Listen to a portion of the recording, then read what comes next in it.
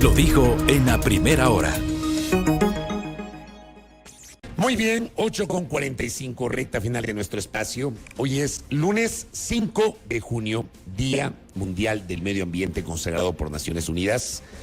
Cada año se produce a nivel mundial más de 400 toneladas de plásticos y se cree que la mitad de ese material se concibe para una vida útil de un solo uso. Esa es parte justamente de las razones por las cuales se conmemora este día, el Día Mundial del Ambiente a nivel internacional. ¿Qué pasa en el Ecuador? ¿Cómo llega el Ecuador a la conmemoración de esta jornada? El especialista en gestión sostenible de residuos sólidos, José Solano Peláez, nos acompaña vía telemática. ¿Cómo le va? Bienvenido, buenos días. Hola, Mauricio, buenos días, ¿cómo está? Muchas gracias por la invitación para compartir en este espacio, ¿no? A usted por la gentileza. ¿Qué significa este día para el Ecuador, el Día del Medio Ambiente? El Día del Medio Ambiente tiene que significar una toma de conciencia en primer lugar y en segundo lugar una reivindicación por recuperar esos derechos de la naturaleza, el hecho de tomar conciencia, el hecho de también generar espacios en los cuales a través de nuestros actos pues contribuyamos a reducir este tema de la contaminación y a mitigar los impactos ambientales que ya se vienen generando, ¿no? Recordemos también de que nosotros en el Ecuador somos privilegiados, ya que la naturaleza tiene derechos, ¿no? Goza de derechos según la Constitución. Ahora sí, ahora bien, en el Ecuador mucho se discute la manera como se procesan, se recogen y se clasifican los desechos sólidos. En algún momento yo conversaba hace un par de años con Tarcisio Granizo, que en su momento se desempeñó como ministro del Medio Ambiente, ministro del Ambiente, y él me decía que el 50% de los cantones, de los 221 cantones del Ecuador, sigue teniendo botaderos de basura a cielo abierto. ¿Esta panorámica se mantiene? ¿Cómo le ve usted? Sí, se ha mantenido. Justamente el Plan Nacional de Desarrollo anterior era la meta, llegar a los al 85% de los municipios que tengan un relleno sanitario, un sitio de disposición final adecuado, pero no se ha logrado esa meta. Es así que ahora sí, más o menos entre el 45 y el 50% de los municipios en el Ecuador aún siguen teniendo o botaderos de basura o celdas de emergentes, ¿no? Las celdas emergentes son pequeñas celdas que se generan para para un proceso de transición entre el botadero de basura y los rellenos sanitarios. Las celdas emergentes también no pueden durar más allá de 5 años, entonces son periodos súper cortos en administración pública, en gestión ambiental. 5 años son periodos súper cortos de tiempo. Entonces, después de los 5 años, eso vuelve a ser un botadero de basura, ya que técnicamente no tiene la capacidad como para seguir aguantando los residuos sólidos, ¿no? Esta realidad, pues, no le vemos que haya avanzado. Tampoco existe una toma de conciencia apropiada de parte de las autoridades al respecto de la problemática, ya que, como digo una vez más, no se ha llegado a la meta del 85%, ¿no? ¿Y de qué depende llegar a esa meta? De varios factores, entre esos, en primer lugar, pues, de la asignación de recursos que se pueda tener al respecto, ya que la mayor parte de municipios, también estamos hablando de más del 40% de los municipios, por ejemplo, no recuperan el costo del sistema de manejo de residuos sólidos. Entonces, porque no hacen una gestión adecuada de los residuos, ni tampoco hacen una cobranza adecuada. El hecho de cobrar por el manejo de residuos sólidos, pues, significa un costo político. Pues, obviamente, ponerle una tasa adicional, ponerle una tarifa adicional a la población, pues, obviamente no va a tener una buena captación política, y obviamente los concejales y los alcaldes no se juegan por ese tipo de medidas, ¿no? Más allá de eso, está el tema también de que vemos que el sistema de gestión integral de residuos sólidos, que lo promueve el Código Orgánico del Ambiente y que lo promueve la Constitución de la República del Ecuador, es un sistema fallido. Se debe de repensar en estos sistemas, ya que este sistema de gestión integral de residuos sólidos habla de un relleno sanitario y no da la importancia que debería de tenerse, por ejemplo, la recuperación de residuos sólidos, tanto orgánicos como inorgánicos. Entonces, si se tuviese una buena gestión de recuperación, de clasificación en la fuente y de revalorización de estos residuos, pues obviamente no se va a necesitar muchos recursos y entonces sí podríamos hablar de que realmente se tenga una buena gestión de los residuos sólidos. En parte depende mucho de la voluntad política, en parte también depende de la toma de conciencia de la ciudadanía que pueda tener al respecto. ¿Qué pasa con la cultura de reciclaje en el Ecuador? Por ejemplo, en el caso de acá de Quito, mucho se habla de la necesidad de clasificar la basura, de que en la casa dividamos los desechos orgánicos, la basura que puede ser susceptible de reciclaje, etcétera. Pero a la hora que uno saca la basura en el recolector, ponen todo ahí mismo. O sea, ¿qué pasa con el reciclaje? Como decía hace un momento, Mauricio, es un sistema fallido, se vuelve un sistema fallido este del sistema de gestión de residuos sólidos, ya que ocurre las dos partes, ¿no? Desde la casa nos esforzamos mucho clasificando los residuos sólidos, pero en el momento en que sacamos a la vereda de nuestras casas, pasa el camión recolector y mezcla los residuos sólidos, ¿no? Eso puede ser por un lado. Pero por otro lado también está la otra parte, que no clasificamos desde los hogares, que no tenemos una correcta clasificación desde los hogares y obviamente los camiones recolectores no tienen que hacer otra cosa, sino que mezclar realmente los residuos sólidos, ya que no vienen bien clasificados, ¿no? Toda esta dinámica ha hecho insostenible realmente este sistema de gestión de residuos sólidos porque no existe una política pública clara, ¿sí? No existe el tema. Tristemente, no existe el tema de multas y peormente de incentivos a aquellos barrios que, por ejemplo, sí promuevan una verdadera clasificación de los residuos sólidos, ¿no? Tampoco existe un correcto sistema, por ejemplo, de clasificación, ya que un solo camión recolector, por ejemplo, no se abastecería para este tema de clasificación.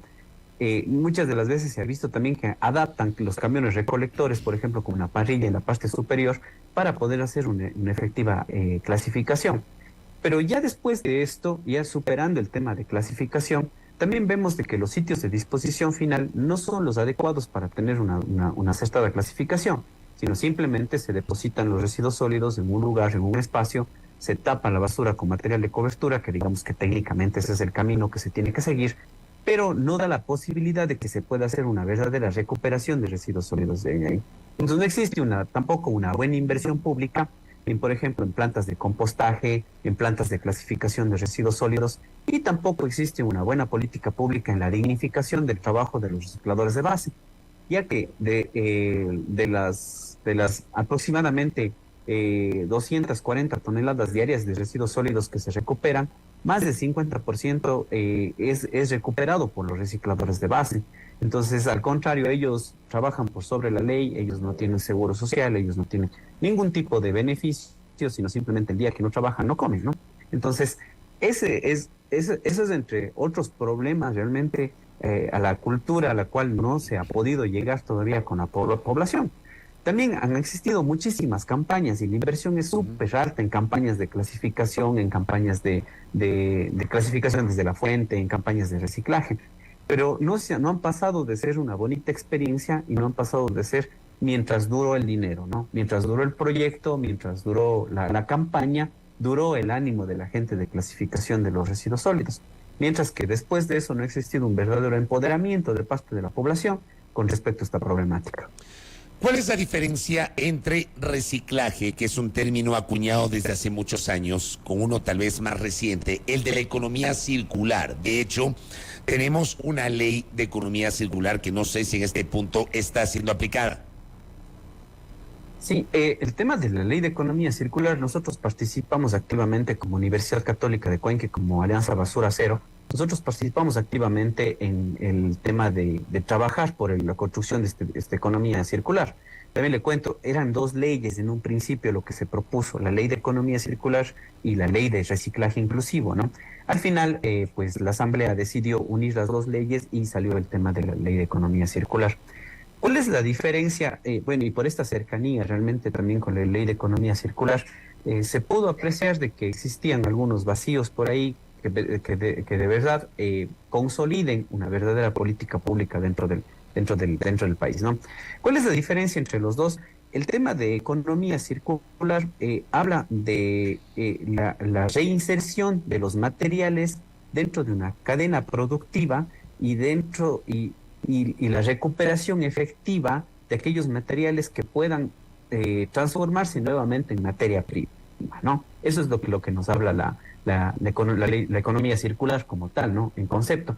Mientras que el reciclaje simplemente se resume en el hecho de, en primer lugar, recuperar aquellos materiales que sean sensibles de reciclarse, y en el momento que sea de reciclarse, pueden o no regresar a la cadena productiva. O sea, pueden servir para otro tipo de materiales o pueden regresar simplemente a la cadena productiva, ¿no? Es decir, por ejemplo, una botella de plástico, ¿sí? De acuerdo con la ley de economía circular, tendría que regresar al sistema de plástico y a la cadena de producción y de manufactura de plástico, mientras que en el tema de reciclaje, una botella de plástico puede ser transformada en una maceta o puede ser transformada en otro tipo de material, en un adorno, en otro tipo de situaciones. Esa es un poco la diferencia, y es ahí de que la economía circular tiene un peldaño más o cubre un peldaño más, porque garantiza de que ese material al final no va a terminar en un relleno sanitario. Si es que nosotros reciclamos la botella para hacer una maceta, por ejemplo, en algún momento, dentro de algunos años, nuevamente esa maceta tendrá que terminar en un relleno sanitario. Me envían una pregunta y le envío un abrazo a Winnie Flores desde la provincia de Carchi. Y me dice acá, me pide que le pregunte a nuestro invitado si es recomendable hoy en día los contenedores de basura en las esquinas de cada barrio que se colocan en ciertas municipalidades. Ya, el sistema de contenerización barrial en algunos lugares sí dio muy buen resultado, pero en otros lugares no dio resultado. ¿Por qué en algunos lugares no dio resultado? Obviamente, nuevamente, por la cultura de la gente que de pronto no clasifica los residuos sólidos y pone inclusive materiales extraños, y puede inclusive poner materiales peligrosos, como es el caso, por ejemplo, de un perro muerto, ¿sí? De un animal muerto. Entonces, en ese sentido, ya comienza a fallar el sistema de contenerización y no podríamos identificar quién fue la persona que puso otro tipo de material dentro de estos contenedores que se colocan en las esquinas y que son comunitarios, ¿no? Esa es un poco la diferencia, mientras que si es que es personal, uno sabe el residuo sólido que está sacando y no puede ser sensible de colocar este tipo de materiales. La contenerización pequeña nos han mostrado de que puede servir en barrios pequeños, en barrios en los cuales, en municipios pequeños, en municipios, por ejemplo, que generan menos de 9 toneladas diarias de residuos sólidos, ¿no? Ahí puede servir bastante bien, porque entre la gente, entre la comunidad se conoce, entre la comunidad es solidaria. Entonces no van a hacer un tipo de prácticas en este sentido, ¿sí? La contenerización para municipios grandes que generan más de 40 toneladas de residuos sólidos no es muy viable, puesto que la dinámica mismo de los municipios grandes nos hacen de que de pronto entre la misma comunidad no nos conozcamos, ¿no? Por ejemplo, de un edificio, no nos conozcamos mucha gente entre la vecindad, ¿no? Ese es un tema de que ha sido analizado más desde el punto de vista cultural, ¿no? Acá Patricia Núñez también nos está escribiendo y dice, hablando de compostaje y reciclaje, es totalmente un tema cultural. En casa compostamos los residuos orgánicos hace más de 10 años y el material reciclable se lleva de una persona que se dedica a esa actividad. Mi familia saca basura común cada 2 semanas. No empleamos plásticos desechables en la medida de lo posible, practicamos moda sustentable, reusamos las prendas de ropa, por ejemplo, y el tema de las fundas de tela para las compras es ley. Se debería empezar por educar a la población en esos temas que aparentemente son simples, pero son duros de implementar. ¿Qué le parece a usted este comentario? Excelente. Realmente que el 60% de los residuos sólidos a nivel nacional lo conforman la basura orgánica. Esta basura orgánica es súper sensible de poderse compostar. Existen experiencias, por ejemplo, de compostaje a nivel de departamentos de 100, de 90 metros cuadrados, que tranquilamente pueden tener su compostera y obviamente no va a generar malos olores ni va a generar complicaciones, siempre y cuando sea manejada adecuadamente, ¿no? Por otro lado, el hecho de clasificar los residuos inorgánicos, lo que serían papel, plásticos, botellas, todo ese tipo de botellas de vidrio también inclusive, todo ese tipo de cosas y que se lo entreguen a un reciclador de base, también es una excelente práctica. En Quito también tiene la ventaja, por ejemplo, del aplicativo del Recibesi, que es un aplicativo mediante el cual usted manda un mensaje de chat y enseguida le envían a una persona un reciclador de base que le va a retirar sus residuos sólidos inorgánicos, ¿no? Ese tipo de situaciones tienen que ser masificadas, ¿no? Es una excelente idea sostenible y eso es a lo que también tiende nuestra idea de filosofía de basura cero, que la idea también es llegar no generar residuos sólidos, porque los residuos sólidos son tan antiguos como la humanidad, ¿no? Siempre vamos a estar generando residuos sólidos. Lo que tenemos que generar es basura cero, o sea, el evitar el consumismo, el evitar el tema del consumismo, el tener una adecuada clasificación dentro de nuestros hogares, el tener procesos de compostaje dentro de nuestros hogares y frente a todo esto también los GATs municipales tienen que devolver con una acertada gestión de los residuos sólidos, porque si bien es cierto, una parte de la población podría estar compostando desde sus hogares, pero los que no mismo pueden por sus dinámicas de vida, por sus dinámicas de trabajo, los que no mismo puedan compostar, entonces ahí sí el municipio también tiene que ingresar con una política pública clara, con una ordenanza clara, con sistemas claros, sobre todo de manejo de residuos orgánicos, sobre todo en la parte de compostaje y también en la parte de reciclaje de inorgánicos, ayudados obviamente por estos recicladores de base. Que por cierto, un dato adicional con respecto a estos recicladores de base, son más de 20.000 recicladores en todo el país y de los cuales más o menos semanalmente ellos están recuperando unas 8.000 toneladas de residuos sólidos. Lo que equivale a más o menos una media tonelada de dióxido de carbono equivalente, que es el tema que es uno de los principales generadores, por ejemplo, de gases de efecto invernadero, ¿no? Muy interesante. Que provocan obviamente el cambio climático, ¿no? Muy interesante hablar de estos temas. José, gracias por el tiempo y por haber contribuido al debate sobre el manejo de los residuos en el Día del Ambiente. Muy gentil. Chéverísimo, Fabricio. Muchas gracias. Quedo a sus órdenes. Un gusto. Muchas gracias a José Soleno Peláez. Él es especialista en gestión sostenible de residuos sólidos. Hoy es el Día del Medio Ambiente, a tomar conciencia justamente de aquello. Un abrazo para todos. Primera plana. Todas las noticias, todas las voces.